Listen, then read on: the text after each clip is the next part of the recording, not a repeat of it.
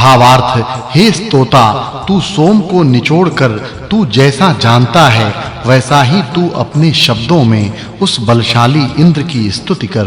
वह इंद्र भी तुझे तेरे शरीर की पुष्टि के लिए धन देगा तथा युद्धों में शत्रुओं को नष्ट करने के लिए शक्ति देगा। भावार्थ संपूर्ण धनों पर शासन करने वाले सामर्थ्यशाली शत्रु को भी पराजित करने वाले इंद्र की हम सबसे ज्यादा स्तुति करें। भावार्थ बलशाली सहायक तथा सर्वत्र जाने वाले इंद्र की उत्तम रीति से स्तुति करनी चाहिए ताकि हमें उत्तम समृद्धि प्राप्त हो। इंद्र की सदैव नम्र वाणी से ही स्तुति करनी चाहिए। भावार्थ बल के प्रवाहों से युक्त और जल के प्रवाहों को बहाने वाले, अत्यधिक गर्जना करने वाले मरुतों की हर प्रकार से पूजा एवं सत्कार करना चाहिए ताकि यज्ञकर्ताओं को सुख प्राप्त हो। भावार्थ हे प्रेरक बुद्धि से युक्त एवं बलशाली इंद्र, हमें ऐसा धन दो कि हम दुष्ट बुद्धि वालों का नाश करें। हे बलवान इंद्र, तू वीर, विलक्षण सामर्थ्यशाली, चेतनावान एवं सत्ययुक्त है। तू हमें अपने जैसा ही बना। भावार्थ मनुष्य सदैव धनी के संपर्क में रहे ताकि वह भी धनी की भांति ऐश्वर्यशाली हो। भावार्थ विद्वान मंत्रज्ञ ऋषि को भी श्रेष्ठ दक्षिणा देनी चाहिए। भावार्थ ज्ञानी विद्वान पुरोहित ऐसे धनवान हों वे सदैव रथ पर चढ़कर सब जगह घूमें। भावार्थ जब कोई दाता अपने पुरोहित को अनेक प्रकार के धन आदि देकर ऐश्वर्य युक्त करे तब पुरोहित का भी कर्तव्य है कि वह अपने यजमान की कीर्ति को बढ़ाए। भावार्थ हे वायुदेव, बहुत अधिक धन देने के लिए हम तेरी स्तुति करते हैं। तू हमारे पास आकर बहुत सा धन दे। भावार्थ जो अनेक गाय एवं घोड़ों का आश्रय स्थान है वह शक्तिशाली एवं पवित्र वायुदेव हमें दान दे। भावार्थ वह वायु उत्तम कार्य करने वाले और वर्णनीय आधार देने वाले मानव को उत्तमोत्तम कार्य करने के लिए उत्साह देता है। भावार्थ जो शरीर का सच्चा स्वामी है, जो पूर्ण रूप से अपना शरीर अपने अधीन रखता है, उसको उत्तम अन्न मिलता है। अपने शरीर पर अपनी पूर्ण स्वाधीनता रखना उत्तम कर्तव्य है। भावार्थ मुझे गाय, घोड़े आदि पशु बहुत बड़ी संख्या में प्राप्त हों।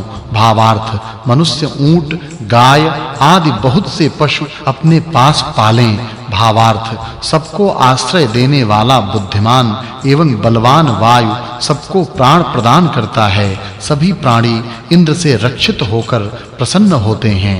भावार्थ उत्कृष्ट तथा स्वर्ण अलंकारों से सजी हुई स्त्री उसी को मिलती है जो पुरुष अश्व को भी वश में कर सके, अर्थात वह इतना बलवान हो।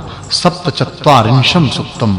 भावार्थ हे देवों, जिस दाता की तुम रक्षा करते हो और जिस शत्रु से तुम उस दाता का बचाव करते हो वह सब तुम्हारे सुरक्षा के साधन निष्पाप एवं उत्तम हैं। भावार्थ हे देवों, तुम जानते हो कि हमारे पाप किस तरीके से नष्ट हो सकते हैं, अतः हमारे पापों को नष्ट करके जिस प्रकार पक्षी अपने बच्चों को सुख देते हैं उसी प्रकार हमें भी सुख दो। भावार्थ जिस प्रकार पक्षी अपने बच्चों को उत्तम सुख एवं संरक्षण देते हैं उसी प्रकार हमें भी देव सुख एवं संरक्षण प्रदान करें। हम देवों के उत्तम तथा पाप रहित संरक्षण को चाहते हैं। भावार्थ इन्हीं देवों की कृपा से मानवों को आश्रय, स्थान तथा जीवन साधन मिलते हैं। यही देव सभी मानवों के धन के स्वामी हैं।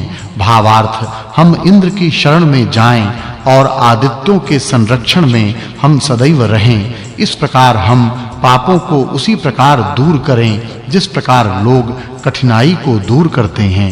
भावार्थ दुखी अवस्था में रहकर भी जो मानव इन देवों की भक्ति करता है वह अंत में इन देवों द्वारा दिए गए धन को प्राप्त करता है, अर्थात देव इसकी भक्ति पर प्रसन्न होकर बहुत अधिक धन प्रदान करते हैं। भावार्थ ये देव जिसकी रक्षा करते हैं उसे तीखे शस्त्र अथवा बड़े से कष्ट भी कदापि नहीं सताते। जिसे ये देव आश्रय देते हैं वह सुखी होता है। भावार्थ हे देवों, जिस प्रकार युद्ध में कवच से सुरक्षित वीर हर प्रकार के शस्त्रास्त्रों से सुरक्षित रहता है, उसी प्रकार तुमसे रक्षित हुआ मनुष्य छोटे बड़े पापों से बिल्कुल सुरक्षित रहता है। भावार्थ हमें अदिति देवी पापों से बचाकर श्रेष्ठ सुख दे। मित्र, वरुण, अर्यमा आदि देव भी हमें सुख प्रदान करें। भावार्थ हे देवों, जो सुखदाई, कल्याणकारी तथा निरोगिता देने वाला कवच है, उस कवच को हमें प्रदान करो, ताकि उससे हमें आध्यात्मिक, आधि भौतिक और आधि दैविक शांति मिले और हमारी हर प्रकार से सुरक्षा हो। भावार्थ जिस प्रकार ऊंचे नदी तीर पर खड़ा होकर मानव नीचे के सब दृश्यों को देखता है, उसी प्रकार देव हमारा निरीक्षण सदैव करते रहते हैं। वे हमें सदैव उत्तम मार्ग में प्रेरित करते हैं। भावार्थ इस संसार में राक्षसों, घातकों तथा उपद्रवी लोगों का कल्याण न हो, बल्कि जो गाय, वीर एवं यशः प्राप्ति के लिए प्रयास करने वाले हों, उन्हीं का कल्याण हो। भावार्थ हे देवों, जो पाप हमसे प्रकट रूप से हुआ हो या गुप्त रूप से हुआ हो, वे सब पाप हमसे दूर रहें। हम कभी किसी प्रकार का पाप न करें। भावार्थ हे देवी उषे, जो दुष्ट स्वप्न अथवा विचार हम में तथा गौओं में हो, वे सब मुझसे दूर हों और हम पाप रहित हों। भावार्थ अलंकार बनाने वाले सुनार या मालाएं बनाने वाले माली जो झूठ एवं चोरी का धंधा करते हैं, उस पाप से हम दूर रहें और देवों के उत्तम संरक्षण में हम सदैव रहें। भावार्थ अन्न सदैव पाप से रहित होकर ही लिया एवं दिया जाए, अथवा उस अन्न भोग के अंश को स्वीकार करने वाला भी पाप रहित हो।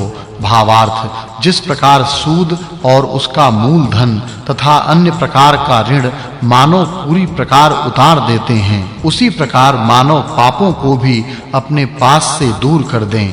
भावार्थ देवों की उत्तम संरक्षण शक्ति और उषा की कृपा प्राप्त करके हमने विजय प्राप्त कर धन प्राप्त किया, जिससे हम डरे थे, उन पापों से भी दूर हो गए। अष्टचत्वारिंशम सुक्तम। भावार्थ यह सोम अत्यंत मधु एवं उत्साह वर्धक होने के कारण सभी देव एवं मानव इसकी प्रशंसा करते हैं। इसे उत्तम अध्ययनशील और उत्तम मेधा बुद्धि वाले ही प्राप्त कर सकते हैं। भावार्थ जब सोम रस शरीर के अंदर जाता है, तब मानव चाहे कितना भी क्रोधी हो, वह शांत हो जाता है। सोम इंद्र का मित्र है, इसलिए सोम रस तैयार करने वाले के पास इंद्र आता है तथा वह धनवान होता है। भावार्थ मानव सोम रस पीकर अमर हो जाता है। उस राह पर चलकर वह देवों की महिमा जान लेता है और उस मानव का उसके शत्रु एवं धूर्त लोग कुछ भी नहीं बिगाड़ सकते। भावार्थ हे सोम, पेट में जाकर तू हमारे लिए कल्याणकारी हो। जिस प्रकार एक पिता अपने पुत्र को और एक मित्र अपने मित्र को हर प्रकार से सुख देता है, उसी प्रकार हे सोम, तू हमें सुख दे और उत्तम रीति से जीने के लिए तू हमारी आयु दीर्घ कर। भावार्थ सोम रस के पीने से शरीर में उत्साह पैदा होता है तथा शरीर के प्रत्येक जोड़ दृढ़ होते हैं। पैरों में भी शक्ति आती है तथा शरीर रोगों से सदैव दूर रहता है। सोम रस को पीने से रोगों का डर नहीं रहता। भावार्थ सोम का पान करने से मनुष्य जलती हुई अग्नि की भांति तेजस्वी और देदीप्यमान होता है, वह धनवान होता है। सोम रस में पोषक तत्व भी भरपूर होते हैं। भावार्थ सोम रस का प्रेम पूर्वक पान करने से मनुष्य पुष्ट होता है तथा उसकी आयु दीर्घ होती है।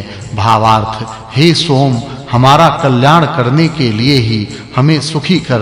व्रत का पालन करने वाले हम तेरे अपने ही हैं, इस बात को तू भली भांति जान ले। हमें तू चतुरता तथा सात्विक क्रोध प्रदान कर और हमें शत्रुओं की इच्छा के अधीन मत कर। भावार्थ यह सोम शरीर के प्रत्येक अंग में जाकर